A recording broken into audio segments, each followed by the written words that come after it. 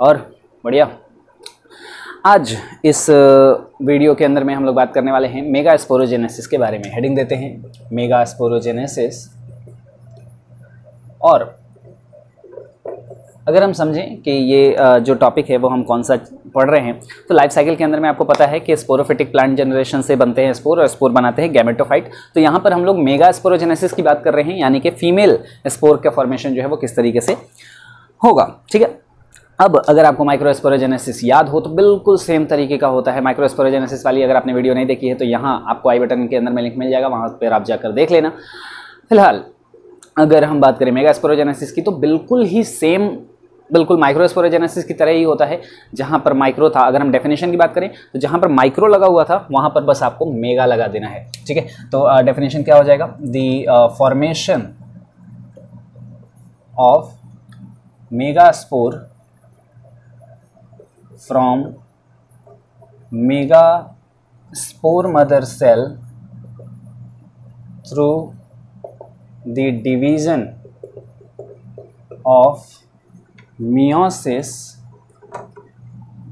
is called mega sporogenesis। बहुत ही simple सी definition होती है, जो हमने बस माइक्रो के लिए माइक्रोस्पोरोजेनेसिस में जो यूज़ किया था, बस उसी की जगह पे यहाँ पर मेगा वर्ड का यूज़ कर लेना है। और यहाँ पर जो हम लोग फॉर्मेशन देखेंगे तो वो भी कुछ सेम टाइप का ही होता है। अब क्या कुछ सेम होता है और क्या कुछ उसके अंदर में डिफरेंस होता है उसकी बात भी आगे हम लोग करेंगे। फिलहाल अगर हम डेफिनेशन की तरफ में देखें तो आता है formation of megaspore from megaspore mother cell through the division of meiosis, through meiotic division, ऐसा भी कह सकते हैं, is called mega sporogenesis. I hope clear हो गया होगा। ये डेफिनेशन है, सिंपल सी बात है। आप चाहे तो इसको जल्दी से लिख सकते हैं, क्योंकि ये आगे इस पूरे बोर्ड पर हम लोग मेगा स्पोरोजेनेसिस जो है वो हम लोग देखने वाले हैं। ठीक है, इसे आप जल्दी से नोट डाउन कर लेंगे। चलिए, अब हम लोग बात कर रहे हैं यहाँ पर, जैसे अगर हम देखें कि माइक्रोस्पोरोजेनेसिस को अगर हम लोग याद करें, या फिर हम मेगा स्पोरोजेनेसिस की तरफ ही अगर हम बढ़ें, तो मेगा स्पोर का फॉर्मेशन करना है। अल्टीमेटली हमें पता है कि न्यूसेलस का फॉर्मेशन हो जाने वाला है और अंदर में बनने वाला है एम्ब्रियो सैक। ठीक है, तो आप अभी के लिए आप स्ट्रक्चर इस तरीके से समझ लेना कि ये जो बाहर वाला न्यूसेलस वाला पोर्शन था, बीच में अभी एम्ब्रियो सैक नहीं था। ठीक है, बाहर वाला ये पूरा का पूरा जो स्ट्रक्चर है ये न्यूसेलस वाला स्ट्रक्चर था। तो मतलब ये पूरा का पूरा जो टिश्यू है ये पैरेन्काइमेटस टिश्यू का बना हुआ था, और इसी को हम लोग क्या कह रहे हैं? Early nucellus. ठीक है, क्या बोलेंगे इसको? एक इस तरीके का स्ट्रक्चर होता है और इसमें बहुत सारे टिश्यूज़, बहुत सारे मतलब सेल्स जो हैं वो प्रेजेंट होते हैं, और इस स्ट्रक्चर को बोलते हैं अर्ली न्यूसेलस। ठीक है, इसके अंदर में बहुत सारे इस तरीके से सेल्स होंगे, और इसी हम लोग क्या कहेंगे? Early nucellus. मतलब अभी न्यूसेलस नहीं है, ये न्यूसेलस का एक प्रिमिटिव फॉर्म है, अनडिफरेंशिएटेड टिश्यू होता है। ठीक है, अनडिफरेंशिएटेड टिश्यू होगा। और कैसा टिश्यू होगा? तो ये मेरिस्टेमेटिक टिश्यू है। ठीक है, बाद में ये पैरेन्काइमेटस टिश्यू में कन्वर्ट होगा। फिलहाल के लिए अभी मेरिस्टेमेटिक टिश्यू है, ये डिवाइडिंग टिश्यू है, और ये मतलब जो नॉर्मल मेरिस्टेमेटिक टिश्यू होते हैं उस तरीके का ये टिश्यू यहाँ पर होगा। अब इसके अंदर में होता क्या है, आप समझ लीजिए कि ये बस एक सेल का ग्रुप है, टिश्यू है बस।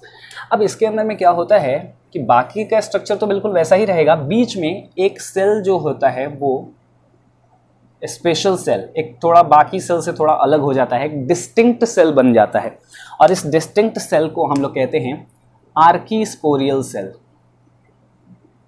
आर्कीस्पोरियल सेल, या फिर इसे ही बोला जाता है आर्कीस्पोरियम।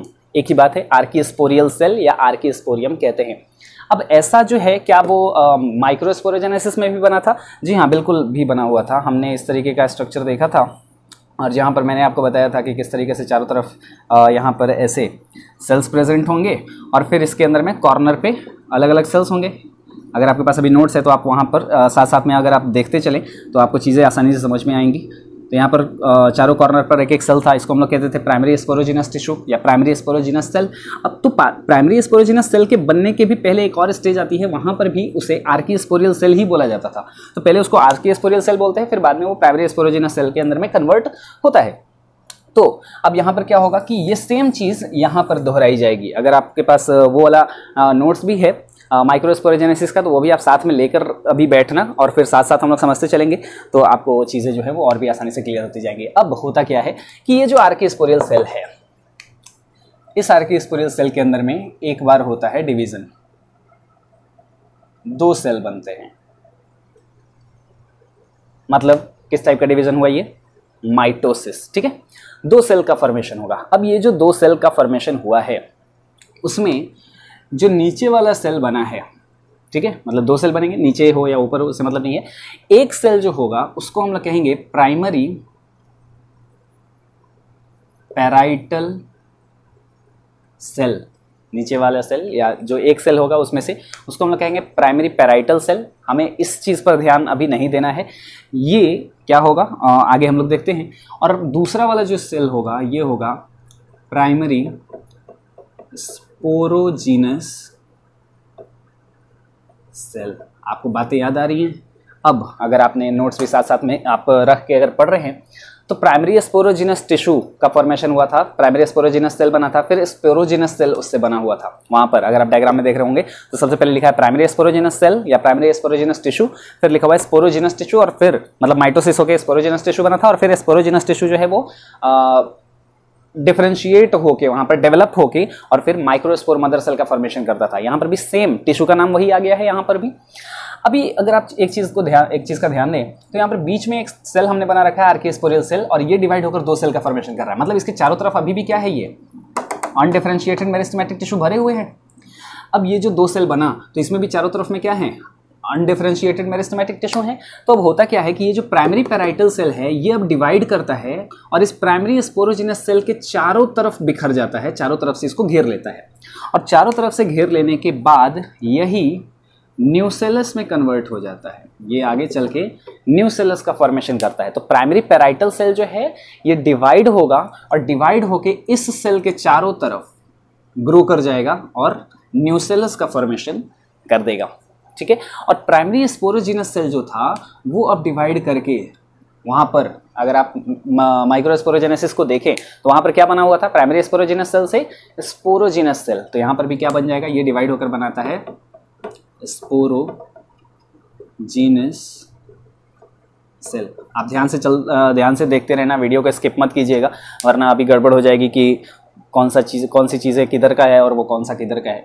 तो आप ध्यान देंगे, ये ऊपर वाला जो सेल है फर्स्ट वाला, ये सेकंड वाला सेल है। तो फर्स्ट वाले सेल को हम लोग क्या नाम दे रहे हैं, ये पहले वाला जो सेल है वो है प्राइमरी स्पोरोजिनस सेल, जो कि डिवाइड करके बाद में मतलब स्पोरोजिनस सेल में कन्वर्ट हो रहा है। और दूसरा वाला जो सेल है उसे हम लोग कह रहे हैं प्राइमरी पैराइटल सेल, जो कि डिवाइड होकर बाद में न्यूसेलस का फॉर्मेशन कर देगा। तो हमें अब न्यूसेलस से कोई भी लेना देना नहीं है, हम मेगा स्पोरोजेनेसिस पढ़ रहे हैं, मेगा स्पोर का फॉर्मेशन करना है, और ये स्पोरोजिनस सेल है। तो आगे अब इस चीज़ का हम डिवीज़न देखेंगे, ठीक है। अब बात आ जाती है इधर, ठीक है, कि इस स्टेज के बाद ये, इस स्टेज के बाद ये, और इसके बाद अब यहाँ पर क्या कुछ चीज़ें होंगी। तो अब अगर हम बात करें यहाँ पर कि जो स्पोरोजिनस सेल है, अब ये sporogenous cell megaspore mother cell में कन्वर्ट होगा। याद कीजिए, वहाँ पर भी आपको माइक्रोस्पोर मदर सेल में कन्वर्ट हुआ था वो, तो बीच में अब ये मेगास्पोर मदर सेल का फॉर्मेशन कर देगा। आप यहाँ पर इसी वजह से मैंने कहा आप ध्यान देते रहना, वीडियो स्किप मत करना। मेगा स्पोर मदर सेल का फॉर्मेशन कर रहा है, क्योंकि अगर आपने स्किप किया होगा तो अभी आपको ये चीज़ें समझ में नहीं आएंगी कि ये एक सेल था, फिर ये 2 सेल हुआ, और फिर ये एक सेल कहाँ से आ गया। तो ये एक सेल जो हमने बना रखा है ये दरअसल स्पोरोजिनस सेल बना था, प्राइमरी स्पोरोजिनस सेल से स्पोरोजिनस सेल बना, और ये स्पोरोजिनस सेल फिर जो है जो एक सेल था वो अब मेगा स्पोर मदर सेल में कन्वर्ट हो गया, ठीक है। ये डेवलप हो गया और ये डेवलप होकर किस में कन्वर्ट हो जाता है, मेगा स्पोर मदर सेल में। और ये जो प्राइमरी पैराइटल सेल चारों तरफ न्यूसेलस का फॉर्मेशन कर दिया। अब अगेन हमने न्यूसेलस नहीं बना रखा है, वो इसके चारों तरफ में अब न्यूसेलस हो गया। अब ये एक मेगा स्पोर मदर सेल यहाँ पर बन जाता है। अब मेगा स्पोर मदर सेल के अंदर में आपको पता है अब क्या होगा, यहाँ होगा मियोसिस।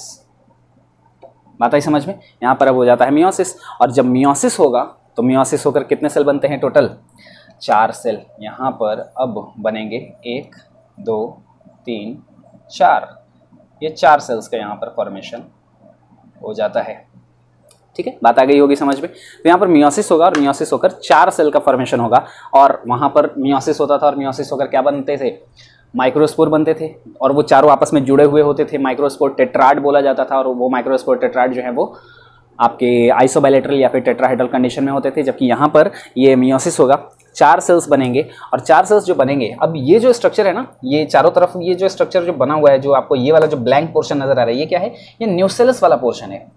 और ये चीज़ें जो हैं वो कहाँ पर प्रेजेंट है, इसके बाहर में इंटेग्यूमेंट की भी लेयर होगी, है ना। तो इंटेग्यूमेंट की भी जो लेयर है उसमें नीचे हम मानकर चल रहे हैं कि ये माइक्रोपाइल है।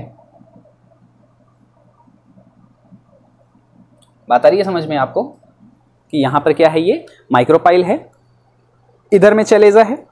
अब होता क्या है कि ये जो 4 माइक्रोस्पोर का फॉर्मेशन होता है। हाँ, एक बात और यहाँ पर 1 मिनट के लिए आप थोड़ा ध्यान देना। पिछली वीडियो के अंदर में जो हमने सर्किनोट्रोपस ओव्यूल का जो स्ट्रक्चर बनाया था, सर्किनोट्रोपस ओव्यूल के स्ट्रक्चर के अंदर में मैंने एम्ब्रियो सैक बनाया था, और एम्ब्रियो सैक बनाने के बाद उसके चारों तरफ में न्यूसेलस की लेयर होती है, और फिर 2 इंटेग्यूमेंट की लेयर होगी जो कि पूरी तरीके से उसको सराउंड कर लेती है ओव्यूल को। लेकिन वहाँ पर डायग्राम के अंदर में एक मिस्टेक था, वहाँ पे मैंने एम्ब्रियो सैक बनाने के बाद उसके चारों तरफ में न्यूसेलस की लेयर नहीं बनाई थी। तो आप ऐसा बिल्कुल भी नहीं समझेंगे कि सर्किनोट्रोपस ओव्यूल के अंदर में न्यूसेलस नहीं होता है, वहाँ पर न्यूसेलस की एक और लेयर होगी जो कि छूट गया था। अगर आपके पास स्क्रीनशॉट हो या फिर आपने डायग्राम बनाया होगा तो वहाँ पर आप जाकर करेक्ट कर लेना, आपको समझ में आ जाएगा, ठीक है। अब होता क्या है, यहाँ पर 4 चलिए यहाँ पर अब हम बात कर रहे हैं, यहाँ पर 4 मेगास्पोर का फॉर्मेशन हो जाता है। और इन 4 मेगास्पोर में से जो सबसे ऊपर वाला जो मेगास्पोर होगा, ये चलेजल एंड है, ये माइक्रोपाइलर एंड है। बता रही है समझ में, ये चलेजा वाली साइड है, और ये वाला जो ओपनिंग है ये कौन सा है, माइक्रोपाइल है। ये 4 सेल लगे हुए हैं। अब इन 4 सेल में से ये वाला सेल जो है वो चलेजा की तरफ में जो होगा ये फंक्शनल होता है, इसको फंक्शनल मेगास्पोर कहते हैं। फंक्शनल मेगास्पोर क्यों कह रहे हैं और क्या रीज़न है, क्योंकि यहाँ पर जो बाकी के 3 जो मेगास्पोर हैं वो डीजेनरेट हो जाते हैं, ख़त्म हो जाते हैं, डिस्ट्रॉय हो जाते हैं। ये जो हैं 3 मेगास्पोर जो होंगे वो डीजेनरेट हो जाएंगे। ऐसा क्यों, और ये डीजेनरेट कैसे कौन से वाले होंगे, माइक्रोपाइल की साइड में, ठीक है ना। माइक्रोपाइल जो होगा, माइक्रोपाइल की तरफ में जो 3 होंगे, इधर से 3 जो होंगे 1 2 3, ये तीनों डीजेनरेट हो जाएंगे, खत्म हो जाएंगे, डिस्ट्रॉय हो जाएंगे। और फंक्शनल कौन सा बचेगा, सिर्फ एक ही बचेगा जो चलेजा की तरफ में रहेगा। ये कौन सा होगा, चलेजल।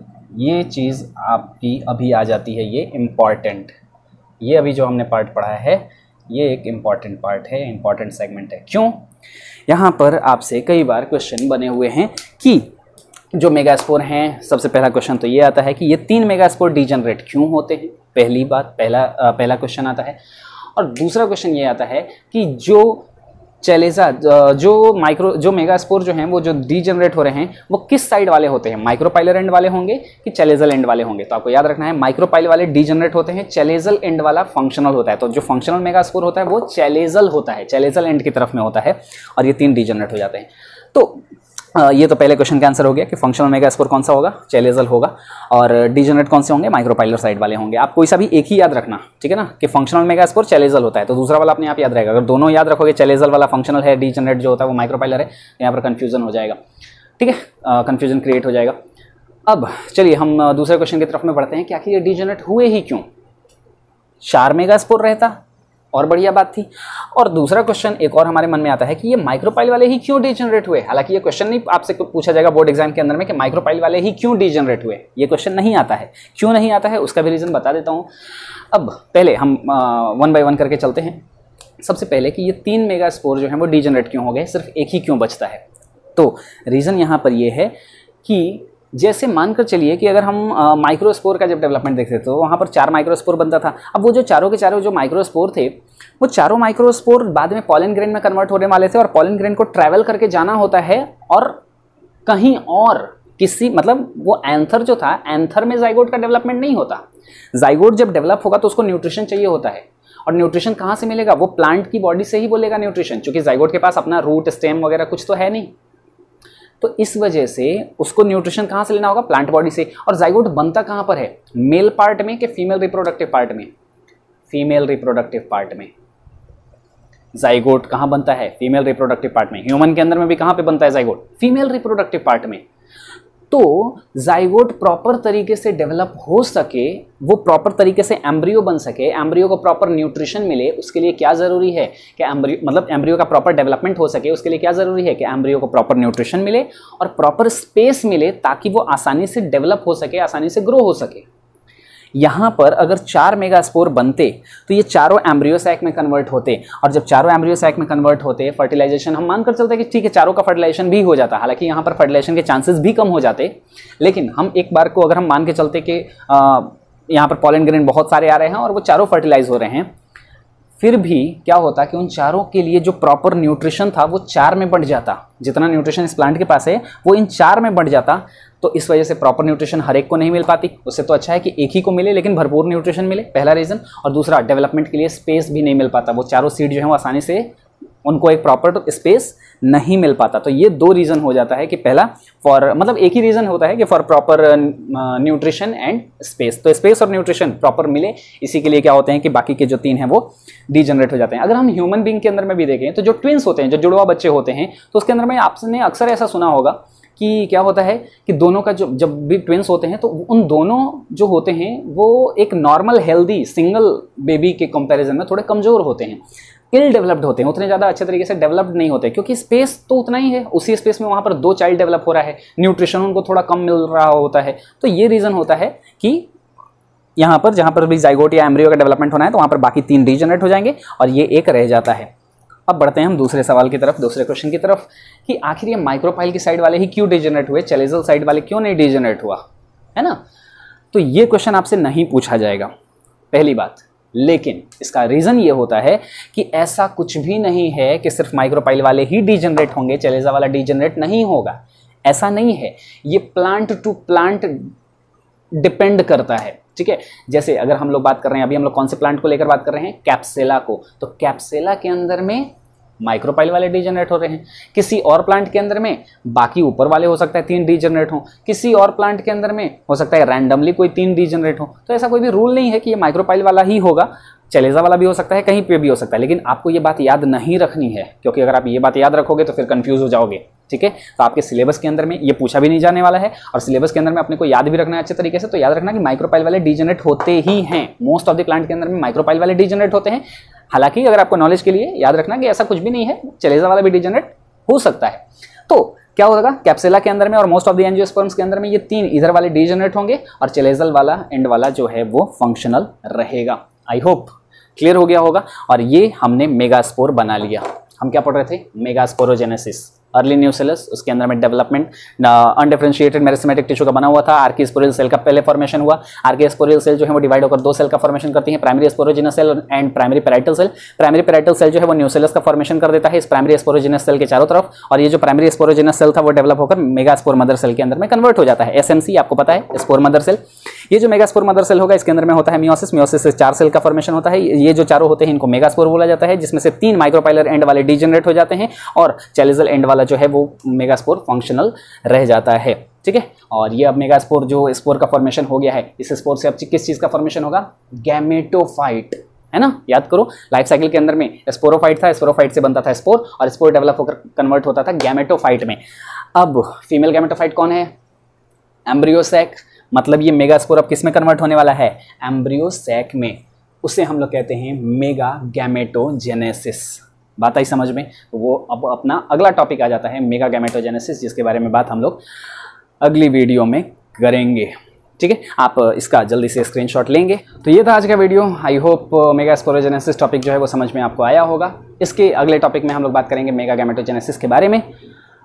अगर पसंद आ गया होगा तो लाइक कर दीजिएगा, फ्री है। अगर चैनल सब्सक्राइब करना होगा कर लेना, मतलब कर ही लेना। और जो कुछ भी अगर डाउट होगा तो आप कमेंट बॉक्स के अंदर में पूछ लीजिएगा। Thank you.